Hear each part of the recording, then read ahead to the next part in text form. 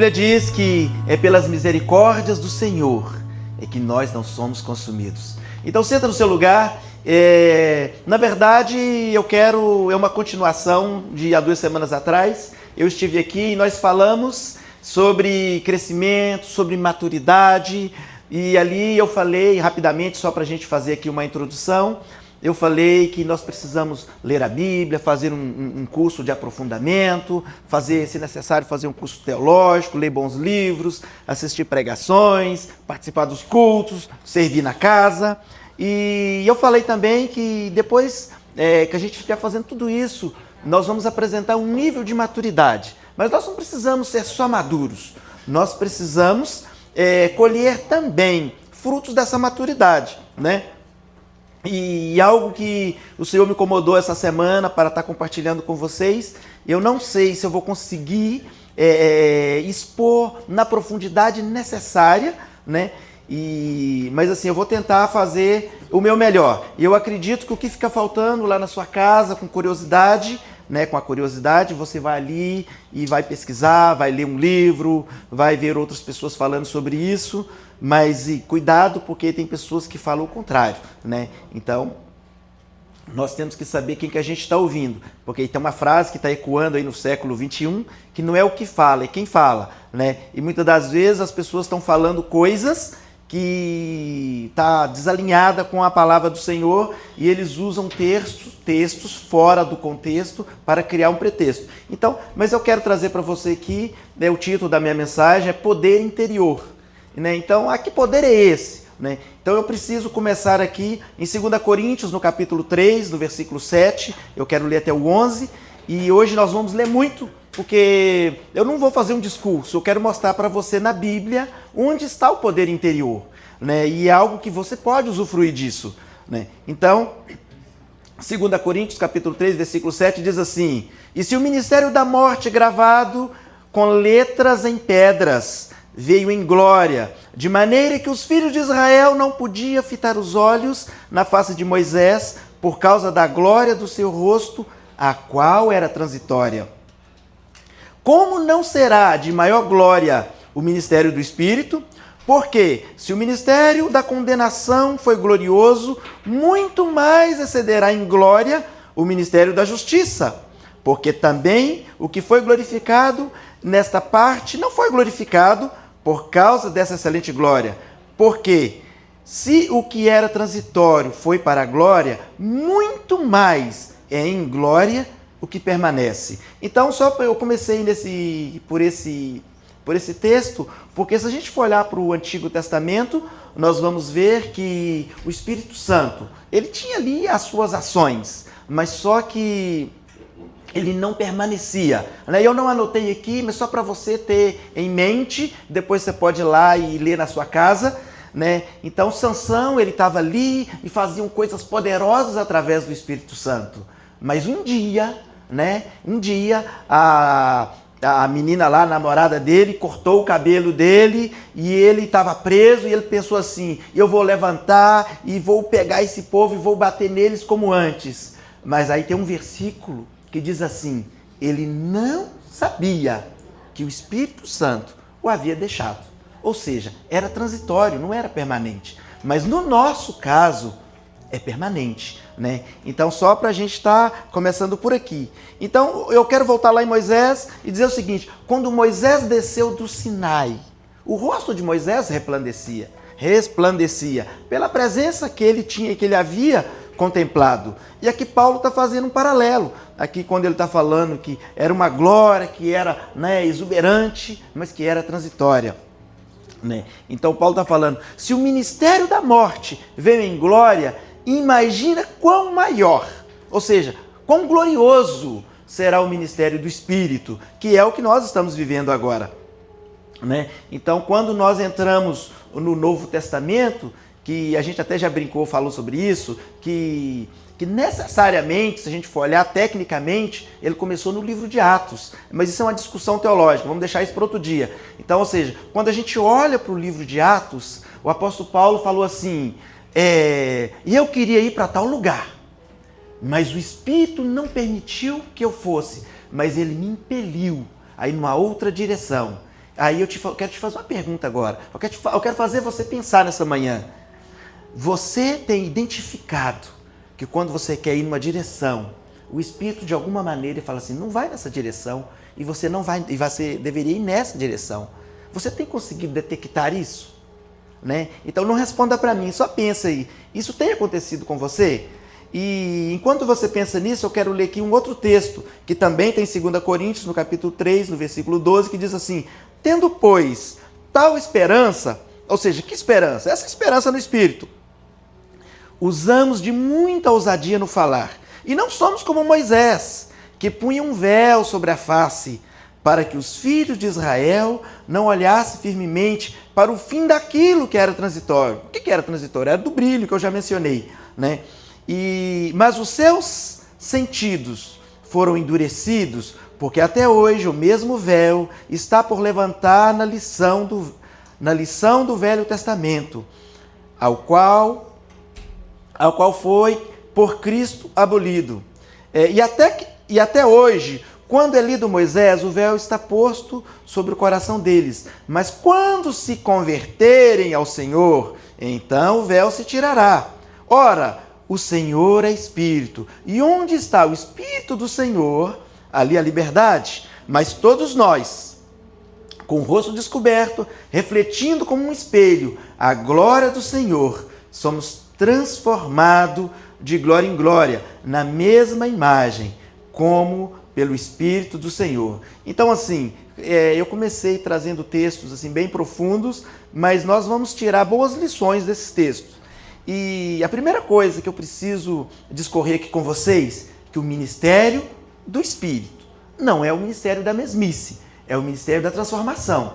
Se um dia eu levanto a minha mão e eu começo a ler a minha Bíblia e eu entro numa casa como essa e convivo com pessoas 5 anos, 10 anos, 20 anos, 30 anos e eu sou a mesma pessoa, alguma coisa está errada, é comigo, não é com o Espírito. Por quê? A Bíblia diz que o Espírito Santo convence o homem do pecado, da justiça e do juízo, né? Então, ou seja, a primeira coisa que a gente precisa ser convencido é do pecado. O Espírito Santo é algo que acho que eu nunca falei aqui, talvez, ou pelo menos que eu não me lembre, né? Mas eu preguei muito sobre isso lá no Jarri, mas nós precisamos entender o seguinte, o homem é um ser tripartido. Nós somos um espírito, temos uma alma e vivemos no corpo. E onde está o Espírito Santo? O Espírito Santo, ele comunica diretamente com o nosso espírito. E o nosso espírito, ele traz para a nossa alma, para a nossa consciência, a direção de Deus para nós. Então, quando nós oramos, quando nós jejuamos, quando nós ficamos sensíveis à palavra do Espírito Santo, ele está falando ao nosso espírito, e o nosso espírito está comunicando à nossa alma, e aí então nós temos direção. Mas, se eu vivo de qualquer maneira, se eu vivo sem prestar atenção como está a minha caminhada, eu não vou ter a sensibilidade necessária para experimentar esse direcionamento. Eu não sei se eu estou indo rápido demais, mas é isso. O ministério do Espírito é o ministério de transformação. E como que é a transformação? É de dentro para fora. Né? Tem uma música bonita aí que a menina canta aí que é de dentro para fora, mas é de dentro para fora mesmo, não é de fora para dentro. Não adianta eu vir aqui e levantar a mão e sapatear e amanhã vestir um terno bonito e colocar uma Bíblia grandona embaixo do braço, mas dentro de mim não ter nada daquilo, é só uma casca, né? Então assim, falta sinceridade, para não dizer que é hipocrisia, mas a transformação, ela vem de dentro para fora, ela começa lá no nosso falar, no nosso pensar, no nosso proceder. Quando nós falamos algo que está desalinhado com a palavra do Senhor, quer dizer, quer ver, eu vou pegar um texto aqui, a Bíblia diz que a boca fala aquilo que o coração está cheio. Se eu estou falando coisas desalinhadas com a palavra do Senhor, quer dizer que o meu coração está cheio daquilo. Agora, eu pergunto o seguinte, como que aquilo está chegando ao meu coração? Ou será que aquilo nunca saiu dali? Se aquilo nunca saiu dali, quer dizer que eu nunca fui convertido de verdade. Porque a conversão não é uma pintura. A conversão é uma mudança de essência. E ela começa lá no nosso interior, lá no nosso íntimo. Quando o apóstolo Paulo estava falando com Timóteo sobre liderar a igreja, Timóteo era um jovem discípulo e ele estava ali liderando pessoas maduras. Aí o que Paulo falou com ele? Olha, Timóteo, não deixa a sua pouca idade intimidar você. Mas assim, olha, o bispo tem que ser assim. Aí ele foi listando ali para Timóteo o que era importante para o líder. E aí ele foi citando traços de caráter. Só um era traço de conhecimento. E a gente pensa hoje que para liderar a igreja tem que ser não posso usar essa expressão aqui. Não é que é pecado, mas é porque as pessoas estão vendo lá fora, né? Então tem que ser uma pessoa que tem um conhecimento supremo. Não é conhecimento. Conhecimento é importante, mas é uma linha que está falando assim, olha, manejar bem a palavra de Deus. Isso é uma linha de conhecimento. Todo o resto era traço de caráter, é ser honesto, ter uma só mulher, não ser dado ao vinho, e entre outras coisas. Então, ou seja, estava falando de traço de caráter, mas nós humanamente olhamos para o nível de conhecimento que a pessoa tem. Não estou falando que, não, então é só não ter conhecimento que é líder. Não, não é isso. Tem que ter um acúmulo de parâmetros. Mas o objetivo não é falar de traço de liderança. Meu objetivo é falar da transformação, né? Então, quando eu estou falando de poder interior, não é um poder que vem do céu como um raio e entra em mim. É algo que eu vou recebendo, eu vou construindo. Em Mateus 11 diz assim, em verdade vos digo que entre vós... Não, errado. Em verdade vos digo que entre os que de mulher têm nascido, não apareceu alguém maior do que João Batista, mas aquele que é menor no reino dos céus é maior do que ele. Então, que comparação é essa? Eu demorei muitos anos para entender isso. Por que Jesus não estava olhando para Elias, para Davi, para Samuel, para Daniel, que eram grandes profetas? Por quê? Mas ele olhou para João Batista. Você consegue se lembrar de uma frase que João Batista disse? João Batista só falou assim, é ele, siga ele, que ele cresça e eu diminua. Essa foi a frase mais impactante assim de João Batista. Mas o que tinha em João Batista? A Bíblia diz que ele era cheio do Espírito Santo desde o ventre da sua mãe. Então, ou seja, o Espírito Santo vinha, operava ali as maravilhas através das pessoas e ia embora. Mas com João Batista foi diferente. Antes de João Batista nascer, ele já estava cheio do Espírito Santo. Por isso que Jesus se comparou com ele, porque ele era alguém que era diferenciado de todos os outros. Então, mas o que é importante para nós? O novo nascimento, esse espírito regenerado, a ação do Espírito Santo em nós precisamos entender que é algo permanente, é algo progressivo. E o apóstolo Paulo falou várias vezes que nós temos que caminhar de glória em glória. Por que é de glória em glória? É porque é um crescimento, né? É um crescimento que vai, vamos dizer assim, de alguma maneira, nos culminar, vamos dizer assim, que o nosso alvo é um tempo glorioso. A Bíblia diz que nós, quando nós caminhamos, né, em direção a Cristo, nós vamos caminhar até ter um corpo glorioso igual ao dele. Então, ou seja, eu preciso viver essa transformação nesse caminho, né? Então, quando eu vou vivendo, como que eu vou vivendo essa transformação pelo caminho? Deixando esse poder interior trabalhar em mim, deixando esse poder interior me transformar paulatinamente, né? Claro que nós podemos empolgar com manifestações externas, visíveis da glória de Deus, mas não é isso. O chamado não foi para as manifestações visíveis.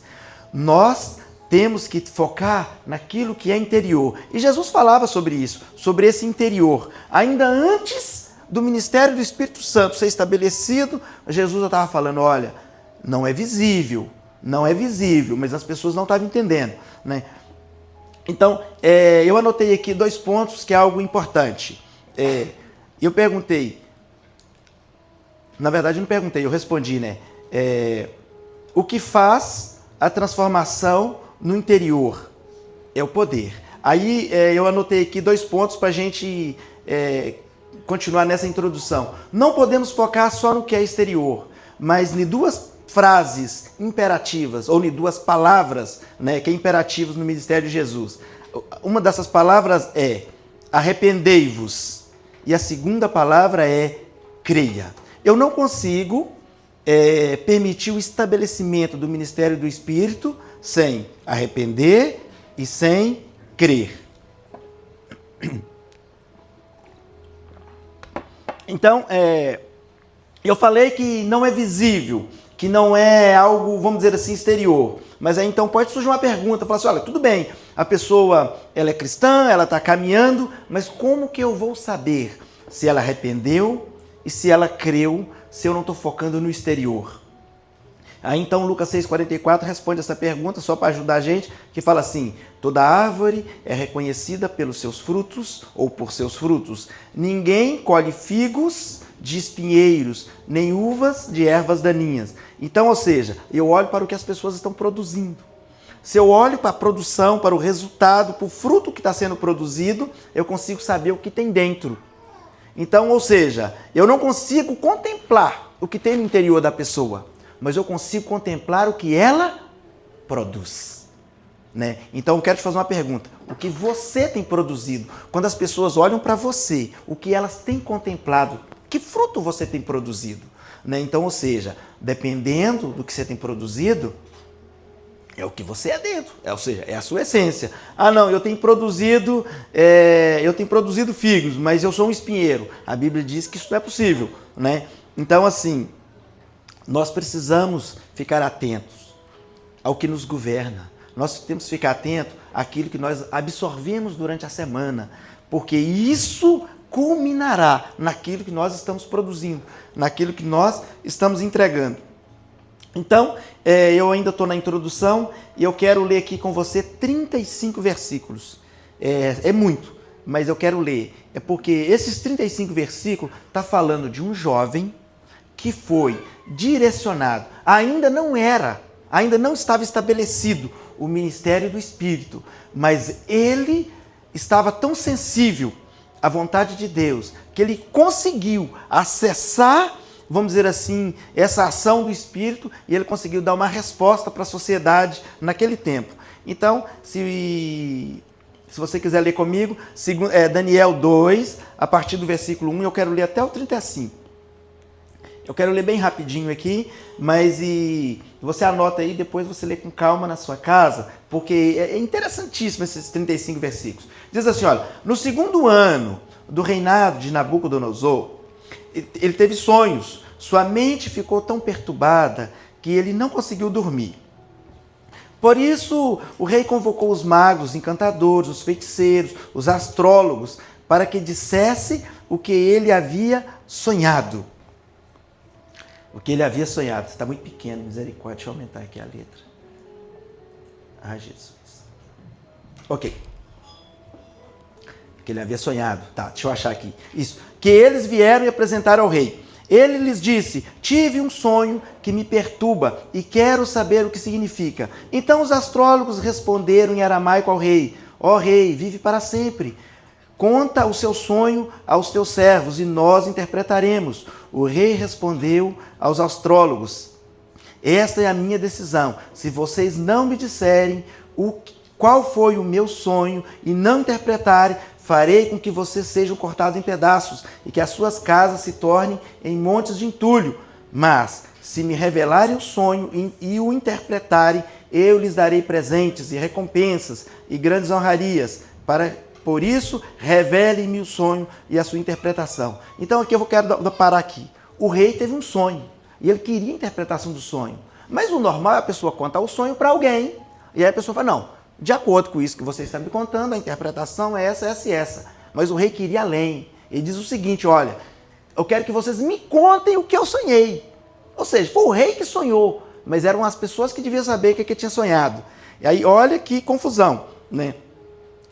Versículo 7. Mas eles tornaram a dizer, conte, ó rei, o sonho aos seus servos, e nós o interpretaremos. Então o rei respondeu, já descobri que vocês estão tentando ganhar tempo, pois sabem a minha decisão. Se não me contarem o sonho, todos vocês receberão a mesma sentença, pois vocês combinaram em enganar-me com mentira,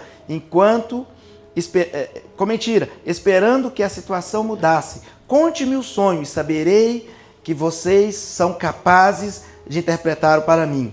Os astrólogos respondeu ao rei: não há homem na terra que possa fazer o que está pedindo. Nenhum rei, por maior e mais poderoso que tenha sido, chegou a pedir uma coisa dessas a nenhum mago, encantador ou astrólogo. O que o rei está pedindo é difícil demais. Ninguém pode revelar isso ao rei. Ninguém pode revelar isso ao rei, senão os deuses. E eles não vivem entre os mortais. Então, às vezes, vai cair no seu colo coisas que os outros não conseguem resolver. Mas aquele que habita em você, ele vai te dar condição para resolver. O Tiago Brunelli fala assim, olha, problemas... Não, deixa eu voltar atrás. Promoções vêm revestido ou de alguma maneira, vamos dizer assim, mascarado, disfarçado de problemas. E aí o Espírito Santo, que habita em você, vai te dar sabedoria, vai te dar discernimento, vai te dar compreensão. Para quê? Para resolver aquele problema. E quando você resolve aquele problema, você então recebe a promoção. Eu não sei se eu posso dizer isso, mas eu descasquei alguns abacaxis ali no Brasil. E um dia, estava precisando de alguém aqui no Canadá. E aí um diretor, alguém que eu nem sei, assim, eu sei quem é hoje, né? Mas eu não conhecia, eu não sabia que essa pessoa existia. Ela conversando com outro diretor ali no Brasil. Eu falei, eu conheço um cara que resolve esses abacaxis. Manda ele para cá. E aí essa empresa pagou toda a papelada, pagou advogado, pleiteou um visto lá no Canadá para mim. E me trouxe para cá, me buscou no aeroporto, me colocou no hotel, falou assim, vai, descasca os nossos abacaxis. Foi assim. Eu nem sonhava em vir para cá. Mas alguém me conhecia, viu eu descascando abacaxi e me trouxe para cá. Né? Então, ou seja, pode acontecer a mesma coisa com você. Eu não sei aonde você quer chegar, mas se você colocar na posição e deixar o Espírito Santo trabalhar em você, você vai chegar lá. Se for um lugar que vai honrar o nome do Senhor, você vai chegar lá. Amém? Então, continuando, deixa eu só descobrir onde eu estava. E deixou o rei tão irritado e furioso que ele ordenou a execução de todos os sábios da Babilônia. E assim foi emitido um decreto para que fossem mortos todos os sábios. E os encarregados saíram para procurar a procura de Daniel e de seus amigos, para que também fossem mortos. Arioque, o comandante da guarda do rei, já se preparava para matar os sábios da Babilônia, quando Daniel dirigiu-se a ele com sabedoria e bom senso. Ele perguntou ao oficial do rei, por que o rei emitiu um decreto tão severo? Arioque explicou o motivo a Daniel. Diante disso, Daniel foi pedir ao rei que lhe desse um prazo e ele daria a interpretação. Ele estava simplesmente condenado ali, fadado a morrer, mas ele pegou a causa para resolver. Ele pegou o problema para resolver, né? Então ele daria a interpretação. Daniel voltou para casa, contou o problema para os seus amigos, né? Então, ou seja, você assume um abacaxi, você volta para casa, né? Tem que ter casa, e aí você vai contar o problema para os seus amigos. Todo mundo precisa de amigo. Você tem que ter amigos dos quais você vai contar o seu problema. Ah, mas é aquela pessoa que vai contar o seu problema para todo mundo? Não. É aquele amigo que vai ouvir o seu problema e vai orar contigo. Ele vai se posicionar diante do Senhor com você e vai batalhar contigo em oração para que aquilo seja resolvido. Então ele foi ali e contou para os seus amigos, e Ananias, Misael e Azarias, e lhe pediu que rogassem ao Deus do céu que tivesse misericórdia acerca desse mistério, para que ele e seus amigos não fossem executados junto com os outros sábios da Babilônia. E então o mistério foi revelado a Daniel de noite, numa visão. Foi de noite e foi numa visão. Daniel louvou a Deus dos céus. E esse louvor aqui é bonito demais. Olha que texto lindo que Daniel deixou escrito. Louvou ao Deus do céu e disse: louvado seja o nome do Senhor, o nome de Deus para todo sempre. A sabedoria e o poder a ele pertence. Ele muda as épocas e as estações, destrona reis e os estabelece, dá sabedoria aos sábios e conhecimento aos que sabem discernir. revela coisas profundas e ocultas, conhece o que jaz nas trevas, e a luz habita com ele. Eu te agradeço e te louvo, ó Deus dos meus antepassados, tu me deste sabedoria e poder, e me revelastes o que te pedimos, revelaste a nós, revelaste-nos, né? Aqui o português mascou, o sonho do rei. Então, assim, ele estava assim, completamente grato ao Senhor. Então, no versículo 24, ele diz assim: então Daniel foi falar com Arioque, a quem o rei tinha nomeado para executar os sábios da Babilônia, e disse: não execute os sábios, leve-me ao rei, e eu interpretarei para ele o sonho que teve. E no versículo 25 ele diz assim: imediatamente Arioque levou Daniel ao rei e disse: encontrei um homem entre os exilados de Judá que pode dizer ao rei o que significa o sonho. O que significa o sonho. O rei perguntou a Daniel, também chamado Beltesazar: você é capaz de me contar ou de contar-me o que vi no meu sonho e interpretá-lo? Daniel respondeu: nenhum sábio, encantador, mago ou adivinho é capaz de revelar ao rei o mistério sobre o qual ele perguntou. Mas existe um Deus nos céus que revela os mistérios. Aqui começou assim, a parte interessante, só que eu tinha que ler tudo para você compreender o contexto. Mas existe um Deus nos céus que revela os mistérios. Vou parar aqui nessa vírgula. Ele revela os mistérios. Como que essa revelação chega até você? Como que você acessa essa revelação? A Bíblia diz que o Espírito de Deus assiste diante dele. E aí, como que essa informação, como que esse mistério, ele chega até você? Como que ele é revelado a você? Ele vai lá no seu espírito e conta o seu espírito. Né? Tem um pregador, não vou dizer o nome dele aqui, né? Depois vocês podem entrar lá e vocês vão rir de mim. Né? É uma pessoa bem simples. E ele fala assim, olha, o seu espírito sabe coisas que você não sabe. Ele sabe coisas que a sua mente ainda não contemplou. Então, quando nós oramos em língua, o apóstolo Paulo fala assim, olha, quem ora em língua, de fato ora bem, mas a sua mente está infrutífera. Ou seja, a oração é válida. Você está sendo edificado, mas a sua mente não compreende o que você está fazendo. Né? Porque o seu espírito ora bem. Ele consegue traduzir ali aquela linguagem diante de Deus. E você acessa aquilo que você está orando. Mas é o seu espírito que está orando. A sua mente está infrutífera. Então, isso aqui, um dia Gisela vai pregar sobre isso aqui, eu creio. Né? Então, vai? Amém? Amém? Tá bom. Então, deixa eu achar onde eu estava, que eu perdi de novo. Né? A letra é miúda e não estou enxergando direito esse trem aqui.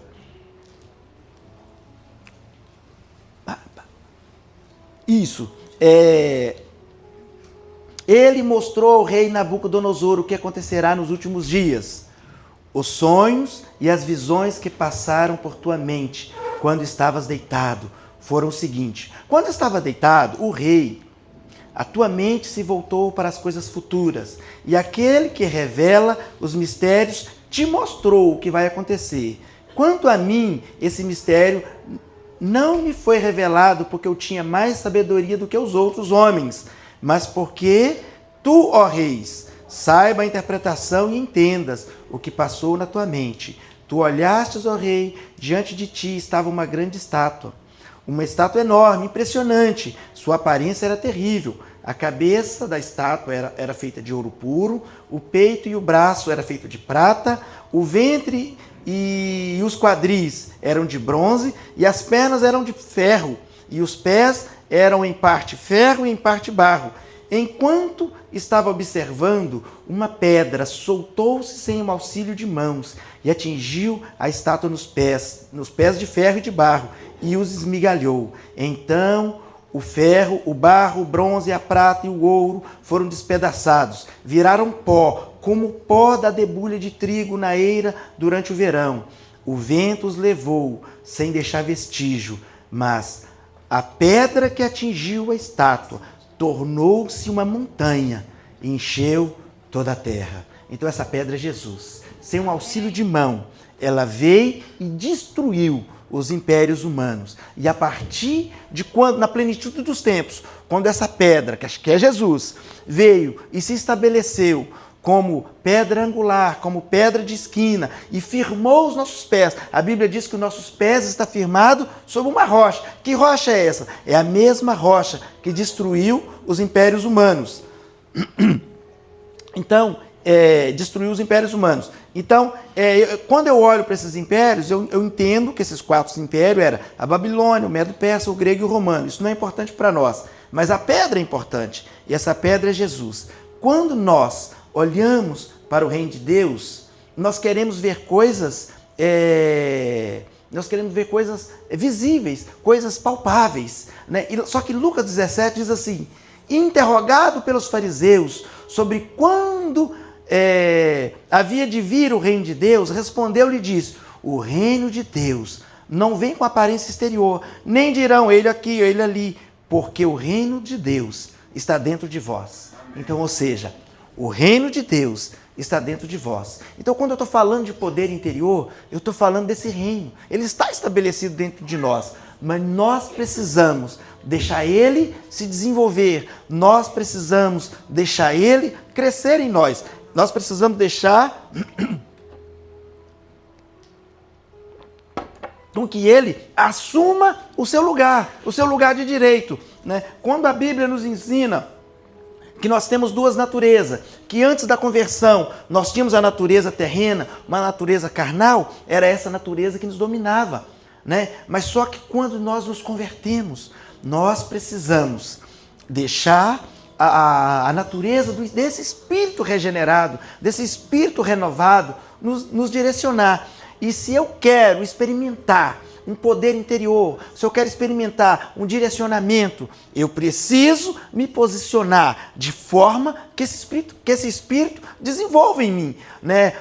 Mas assim, ele vai crescer de tamanho? Não é isso. Ele vai assumir, vamos dizer assim,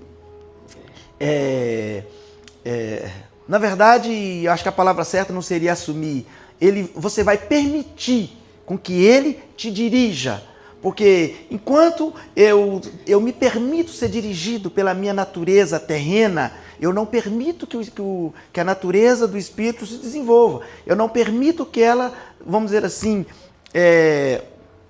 eu não permito que ela me dirija. Quando o apóstolo Paulo fala assim, não extingais o Espírito Santo. O que ele está falando? Que eu vou lá no interruptor e apago, falo, a partir de hoje você não mais está em mim, você não vai mais me dirigir. Não é isso. É porque as minhas atitudes, as minhas posturas, os meus proceder, o meu falar, sabe? Aos poucos eu vou tirando, eu vou, vamos dizer assim, eu vou subtraindo a direção do Espírito para a minha vida, né? Então, algo que é extremamente importante para nós. Nós precisamos nos permitir ser direcionado pelo Espírito. Então, e como é que eu permito isso? Lá no meu tempo de oração. Às vezes eu falo, não, eu vou orar 1 hora. E aí eu começo a falar, né? E eu vou encher Deus de pedidos, eu vou encher em nome de Jesus, eu quero isso, eu quero aquilo, eu quero aquilo outro, né? Mas aí o Espírito Santo está lá dentro de nós falando assim, olha, para você acessar isso, você precisa deixar isso, para você acessar aquilo, você precisa deixar aquilo outro, mas eu não estou ouvindo, é porque só eu estou falando, né? A oração é uma conversa, eu falo e eu ouço, eu falo e eu ouço, né? Então eu preciso deixar o Espírito Santo desenvolver dentro de mim. E aqui tem Provérbio 20, 27, tem uma frase assim linda, maravilhosa, que fala assim, o Espírito do homem é a lâmpada do Senhor, que esquadrinha todo o interior, até o mais íntimo do ventre.